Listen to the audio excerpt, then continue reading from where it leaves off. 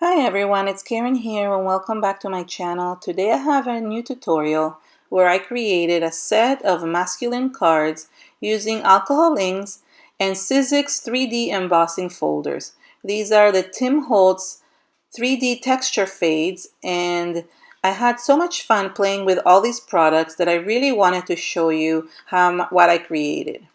I created so many cards because I just couldn't stop playing with alcohol inks and creating more backgrounds with them. For the alcohol inks, I have them stored in these really nice tins. These are especially made for any type of bottle that looks like the alcohol inks, and you can just put the little bottles in there and it keeps them perfectly. I have them separated by colors, and I've been collecting these over the years, so I'm really excited to just have them. I got some new colors, which is the Gunmetal and the Rose Gold, and these are the two that I'm going to apply, as well as other colors that I have from before. I'm also going to use some of the alcohol ink mixative, and some gold and copper colors as well. So I'm really excited to get started, and I'm just picking the colors that I really want to use for these backgrounds. I will list all the colors that I use below in the description area, as I can't remember every single one because I pulled so many of them from the box. I will also list all the other supplies that I used to create these cards as well. In terms of the texture fades, I have 4 different ones, and I'm really excited to use all of them. And again, I'm going to list the names of each one below because I used every single one to create a different card, and I'm really excited to get started.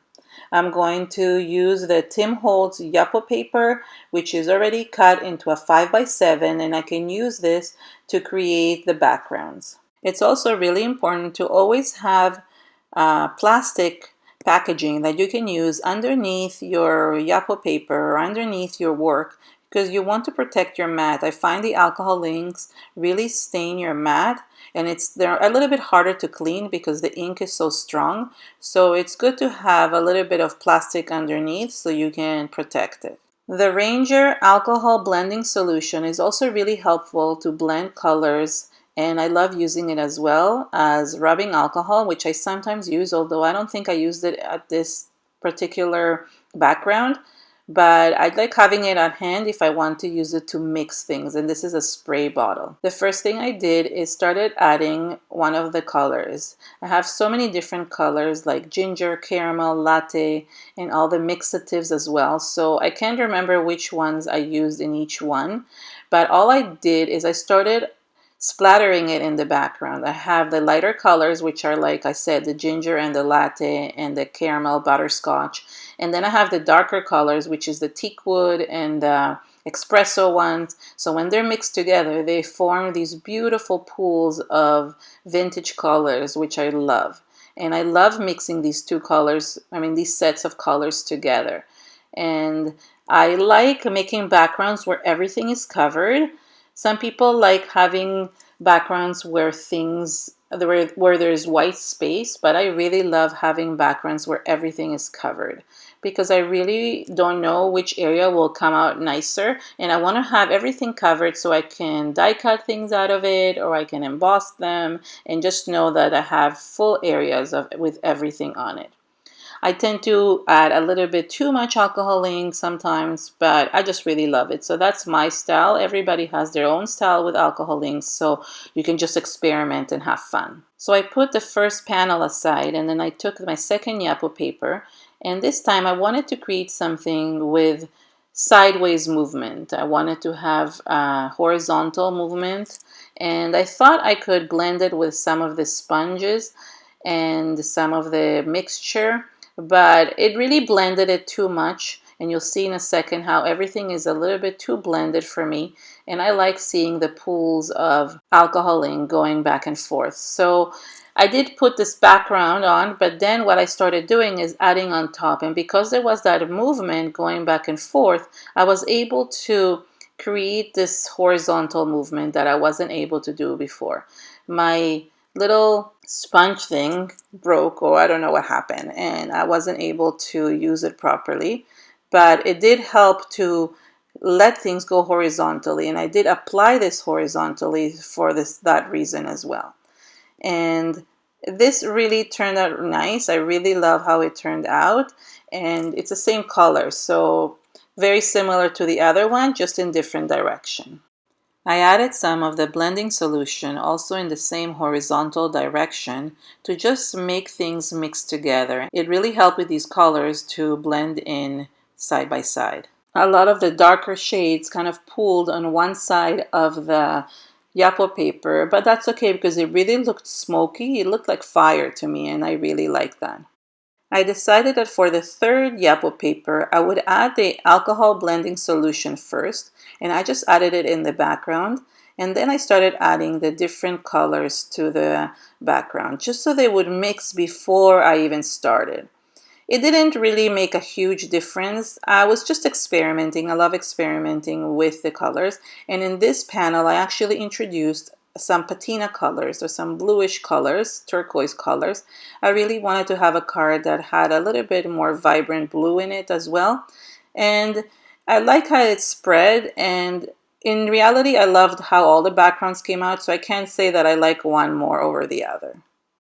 The secret to alcohol inks is to just set it and forget it. It's almost you have to apply the alcohol ink and then just let it run and let it do its thing. I find that when I am impatient and I want to get the pattern done, it doesn't come out as great as when I actually let it sit and let the alcohol ink kind of mix with the other ones and let it pool together and create these beautiful patterns. Another thing I like doing is to add metallic mixatives on top of the pooled elements. So the two new colors that just came out are the gunmetal and the rose gold. And the older ones are the gold and the silver and the copper.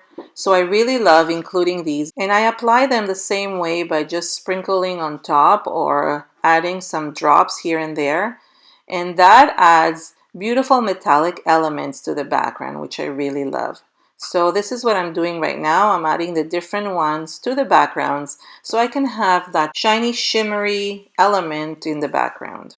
For the fourth one, I started with the mixatives first. I used the gunmetal one and the gold one first. And then I wanted to include some different colors that I hadn't included in the original colors. I wanted to include a little bit of the olive green color and just make it a little bit different. And it ended up being a fourth panel that was totally different than the original ones because I had more silver and green in this one than the earthy tones that I had originally added.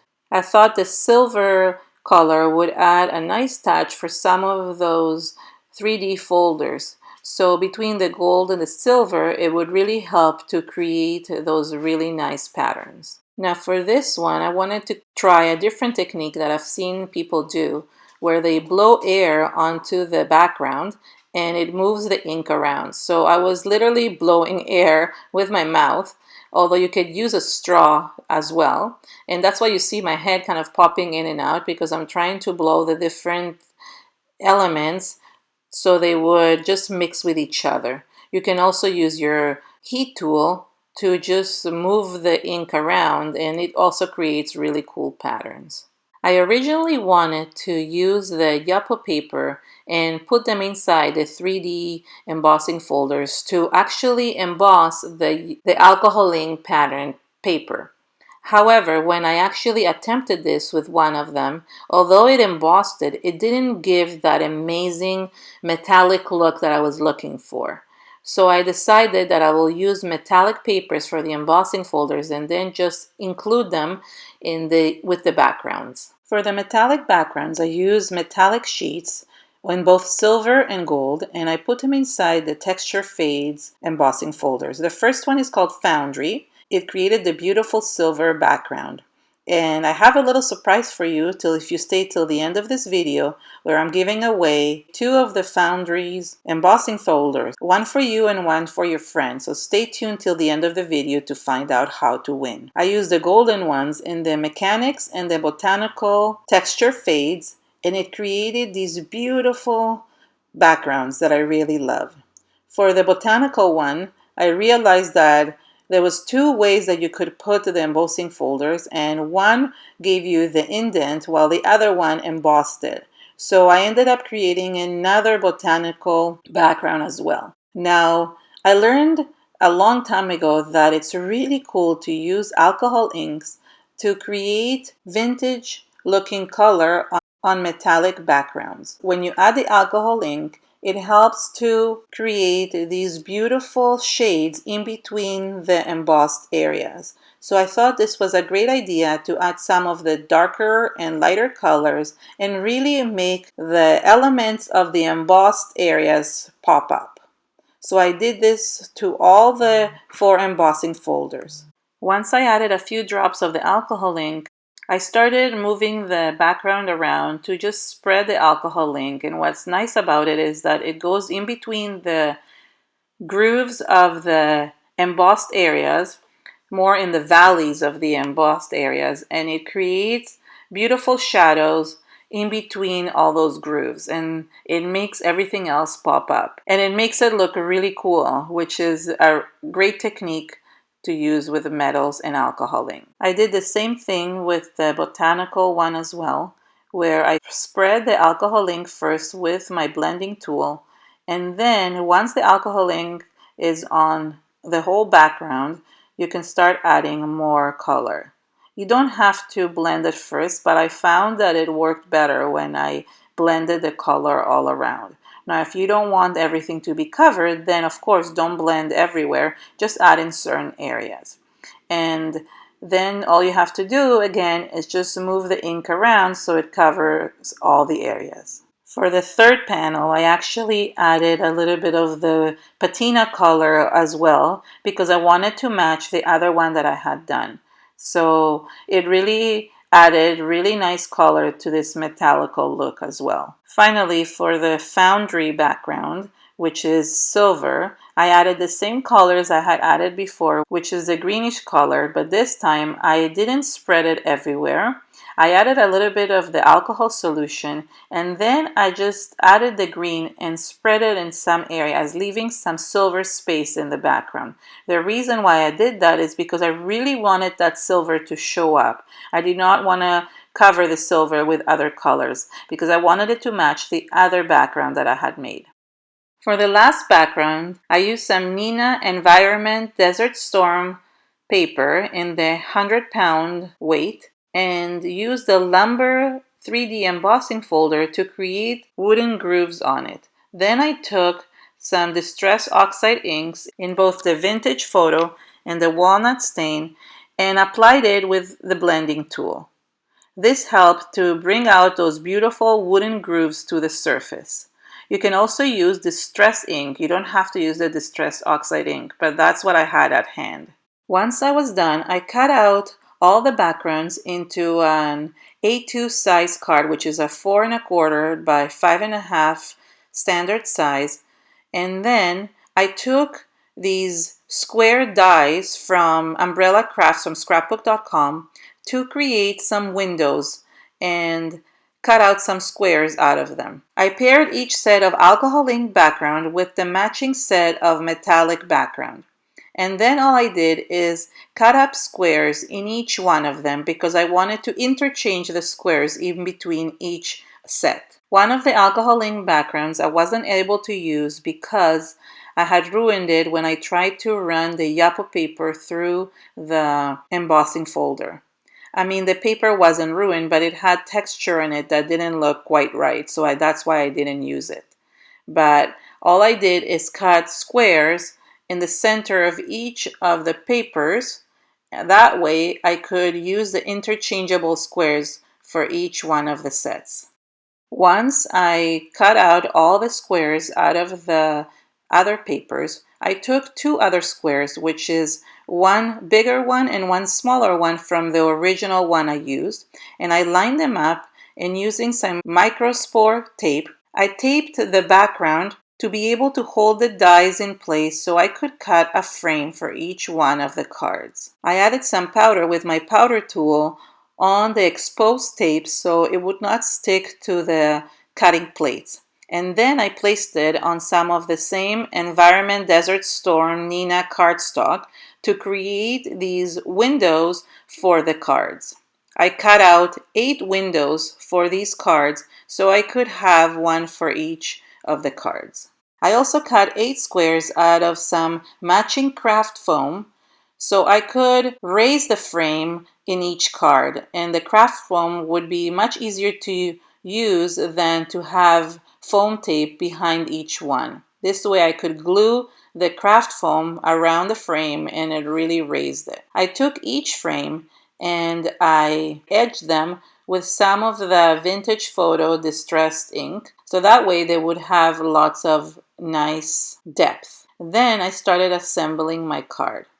So the first thing I did is I glued the foam to the first background. That way it would raise it a little bit. And I used some glue to do this. Once I stuck the foam, then I stuck the square on top of that foam. And this is the opposite square of the matching card. And it has the gears which I cut out from the other background. And then I glued the Desert Storm cardstock frame on top of that, so it would create a nice window for this square.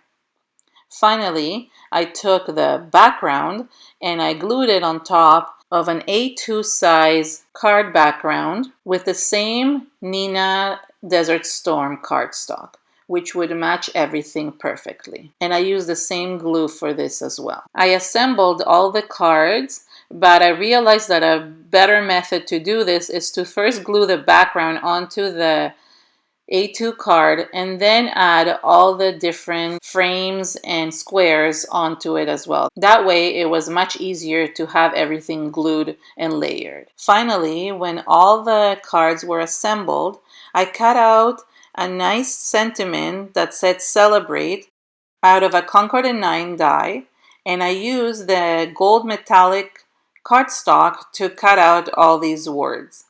If you don't have this cardstock, then you can always cut it out of white cardstock and then emboss it with gold embossing powder. I glued the celebrate sentiment in different areas on the cards depending on where it fitted best, because I wanted to make sure that the gold stood out above the other backgrounds. I wanted to keep these cards very simple and elegant, and I wanted them to be both feminine and masculine. Although I call this a masculine card, you can really give this card to anybody. And I wanted to put celebrate because this is really good for any type of occasion. I also wanted to show you this amazing stamp that is exclusive to scrapbook.com that I really love, and I'm so happy that I received recently.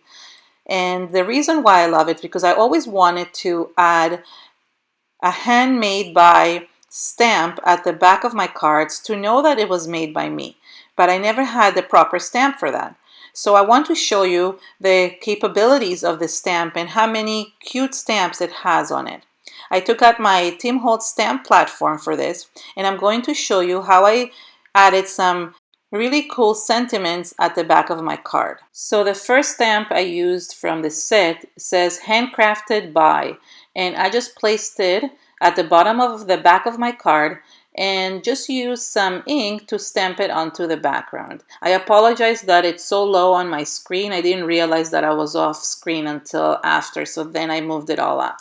I just used the same ink as I had used before, but you can really use any type of ink to stamp this image. And it's perfect because then you can add your name beside it, or you can make a stamp with your name and then stamp it right beside. And it's a beautiful stamp. I'm just doing it twice because I really want to get a good impression. Then all I did is just grabbed a brown thin marker and just added my name on it, or my signature. The next stamp says handmade by, and it has a little frame around it. And it's really cute if you want to use this also in the background or in the back of the card to just write your name, and if you're selling your cards or if you want to give it to a friend, that they know that it was made by you. Another example is this made by small little stamp that I added a heart on top, and you can stamp 2 of them at the same time. That's why it's nice to have a stamp platform, because you can stamp 2 of them at the same time. And this was really cute, so you can basically combine the different stamps and create beautiful messages in the back of your cards, or basically inside your cards or on an envelope. Here is another one that I'm stamping inside the card where it says Heart You, which is basically if you open the card, you say Celebrate You. So I thought it was really cute to just add inside the card. Or you can also stamp this With Love stamp or For You stamp. There's so many different stamps that can go inside or outside. So it's a really great stamp set, and I'm linking that below, of course, as well. So here's the stamp set, and I want to show you in a little bit more detail. It says to and from, so you can really use it on an envelope, or you can use it in the back of the card, inside the card, or just in the front of the card. So there's so many uses for it as well. Thank you so much for watching. If you liked my video, please give it a thumbs up and share it with your friends of social media. If you create a card that is similar to mine and you want to show me how it turned out, I would love to see it. Now, I do have a little giveaway, and I have 2 of these Foundry texture fades to give away. So if you want to win, head over to my Instagram so you can win one for you and one for your friends. All the rules on how to win are over at my Instagram account, so just head over there and you can see how you can win these 3D texture fades. For more inspiration, subscribe to my channel and visit me on my website. Thank you so much and have an amazing day. Bye!